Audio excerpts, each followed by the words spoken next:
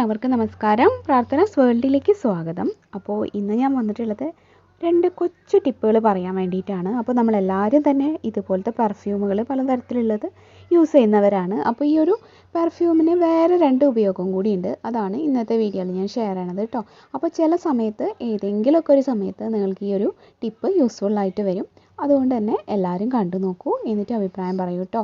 അപ്പോൾ കുറച്ച് പേർക്കൊക്കെ അറിയുന്നുണ്ടാവും, അറിയാത്തവർക്ക് എന്തായാലും യൂസ്ഫുൾ ആവട്ടെ. അപ്പോൾ ഞാനിന്ന് അധികമൊന്നും പറഞ്ഞു തന്നിട്ടുന്നില്ല, ഇന്നത്തെ വീഡിയോ തുടങ്ങാം. അപ്പോൾ ഞാൻ ഇതുപോലത്തെ രണ്ട് സാധാരണ പെർഫ്യൂമുകൾ എടുത്തിട്ടുണ്ട് കേട്ടോ. ഇനി നമുക്ക് കാര്യത്തിലേക്ക് വരാം. ഒന്നാമത്തെ ടിപ്പ് എന്ന് പറഞ്ഞാൽ, നമ്മൾ ഇങ്ങനത്തെ പെർമനൻറ്റ് മാർക്കർ വെച്ചിട്ട് എവിടെയെങ്കിലും എഴുതിയിട്ടുണ്ടെങ്കിൽ നിങ്ങൾക്ക് അറിയാൻ പറ്റുമല്ലോ, ഇങ്ങനത്തെ CD മാർക്കർ വെള്ളം വീണാലൊന്നും ആയില്ല, അതുകൊണ്ടാണ് നമ്മളത് ഉപയോഗിക്കുന്നതും. അപ്പോൾ എന്ത് പ്ലാസ്റ്റിക്കിലോ എന്ത് പ്രതലത്തിലായാലും നമുക്ക് ഇത് വെച്ചിട്ട് എഴുതാൻ പറ്റും.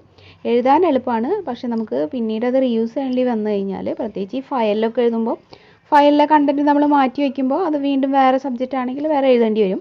അപ്പോൾ അത് മായ്ക്കാൻ കുറച്ച് പണിയാണ്. അപ്പോൾ അത് മായ്ക്കാൻ നമുക്ക് ഈ ഒരു പെർഫ്യൂം നല്ലൊരു ചോയ്സാണ്.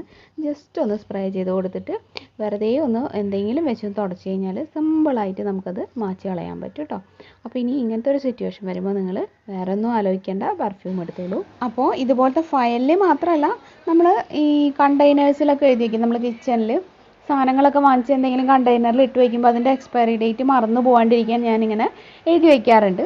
അപ്പോൾ അങ്ങനെ എഴുതുമ്പോഴായാലും അത് പിന്നീട് മാച്ച് കളയണമെന്നുണ്ടെങ്കിൽ ഇതുപോലെ ജസ്റ്റ് ഒന്ന് സ്പ്രേ ചെയ്തിട്ട് കളഞ്ഞാൽ മതി. അല്ലെങ്കിൽ സോപ്പൊക്കെ ഇട്ട് ഒരു സംഭവമാക്കിയിട്ടാണ് അത് മാക്കേണ്ടി വരിക. അപ്പോൾ ഇങ്ങനെയാകുമ്പോൾ വളരെ സിമ്പിളായിട്ട് മാറ്റാം കേട്ടോ. പിന്നെ അതുപോലെ തന്നെയാണ് നമ്മൾ തുണിയിലൊക്കെ ബോൾ പെൻ വെച്ചിട്ട് വര വീണ് കഴിഞ്ഞാൽ അതും നമുക്ക് കളയാൻ ഭയങ്കര ബുദ്ധിമുട്ടാണ്. അപ്പോൾ കുട്ടികൾ സ്കൂളിൽ പോകുന്ന സമയത്താണെങ്കിൽ പറയണ്ട, എപ്പോഴും നിങ്ങൾക്ക് ഇത് യൂസ്ഫുള്ളായിട്ട് വന്നേനെ. ഇപ്പോൾ പിന്നെ സ്കൂളില്ലല്ലോ, ഓൺലൈൻ ക്ലാസ് ആയതുകൊണ്ട് അത്രയ്ക്ക് അങ്ങനെ ആവശ്യം വരില്ല. എന്നാലും ഇത് മനസ്സിൽ വെച്ചോളൂ. ഇതുപോലെ ബോൾ പെന്നിൻ്റെ ലൈൻസായിട്ട് നമ്മൾ കുഞ്ഞുങ്ങളൊക്കെ വരയ്ക്കുകയോ എങ്ങനെയെങ്കിലുമൊക്കെ ആയിട്ടുണ്ടെങ്കിൽ അപ്പോൾ നമുക്ക് അതിലും ഇതുപോലെ തന്നെ ഒന്ന് സ്പ്രേ ചെയ്ത് കൊടുത്താൽ പെട്ടെന്ന് ആ ഒരു മഷി ഇളകി വരും.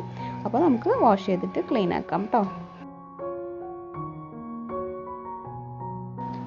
അപ്പോൾ ഞാൻ ഇങ്ങനെ സ്പ്രേ അടിക്കുമ്പോൾ തന്നെ നിങ്ങൾക്ക് കാണാൻ പറ്റുന്നത് ഇങ്ങനെ ഇളകി വരുന്നത്. അതിപ്പോൾ ഇങ്ങനെ ഇളകി വന്നില്ലെങ്കിൽ തന്നെ നമുക്കിങ്ങനെ കൈ വെച്ച് ഇങ്ങനെ ഒന്ന് റബ്ബ് ചെയ്ത് കഴിഞ്ഞാൽ അതിങ്ങനെ കുറച്ചായിട്ട് അലിഞ്ഞിട്ട് പോകാൻ തുടങ്ങും കേട്ടോ. എന്നിട്ട് അതൊന്ന് വാഷ് ചെയ്തെടുത്താൽ മതി. പിന്നെ കുറേ സമയം അടിക്കൊന്നും വേണ്ട. ഞാനിപ്പോൾ ഇത് വീഡിയോയിലായതുകൊണ്ട് ജസ്റ്റ് ഒന്ന് കൂടെ അടിച്ച് ക്ലീൻ ആക്കി ഇത് വെച്ച് തന്നെ കാണിച്ചു തന്നേ ഉള്ളൂ കേട്ടോ. കണ്ടോ?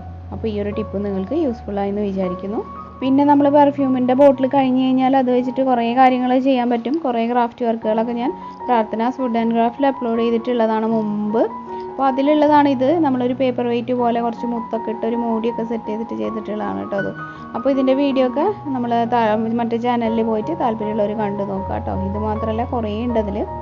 അപ്പോൾ ഇന്ന് പറഞ്ഞിട്ടുള്ള ഈ കാര്യങ്ങളൊക്കെ എല്ലാവർക്കും യൂസ്ഫുള്ളായെന്ന് വിചാരിക്കുന്നു. വീഡിയോ ഇഷ്ടമായെങ്കിൽ എന്നും പറയുന്ന പോലെ ഈ വീഡിയോനും ഒരു ലൈക്ക് തരിക. ഇത് നിങ്ങളുടെ ഫ്രണ്ട്സ് ആൻഡ് റിലേറ്റീവ്സ് ആയിട്ട് ഒന്ന് ഷെയർ ചെയ്യുക.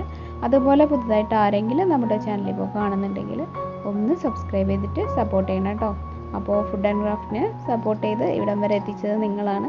അപ്പോൾ അതുപോലെ തന്നെ ഈ ഒരു കൊച്ചു ചാനലിനെയും സപ്പോർട്ട് ചെയ്യുക. പിന്നെ നിങ്ങൾ ഫേസ്ബുക്ക് യൂസ് ചെയ്യുന്നവരാണെങ്കിൽ നമ്മുടെ ഫേസ്ബുക്ക് പേജ്, അത് പ്രാർത്ഥനാസ് ഫുഡ് ആൻഡ് ക്രാഫ്റ്റ് എന്നാണ് കേട്ടോ പേജിൻ്റെ പേര്. ആ ഒരു പേജ് നിങ്ങൾ ലൈക്ക് ചെയ്യുക, ഫോളോ ചെയ്യുകയൊക്കെ ചെയ്യുക കേട്ടോ. ഇനി ഇതുപോലെ മറ്റൊരു നല്ല കിടിലൻ വീഡിയോ ആയിട്ട് വീണ്ടും വരാം, ഉടനെ വരാം. അതുവരെ എല്ലാവർക്കും നന്ദി. Keep watching. Thank you.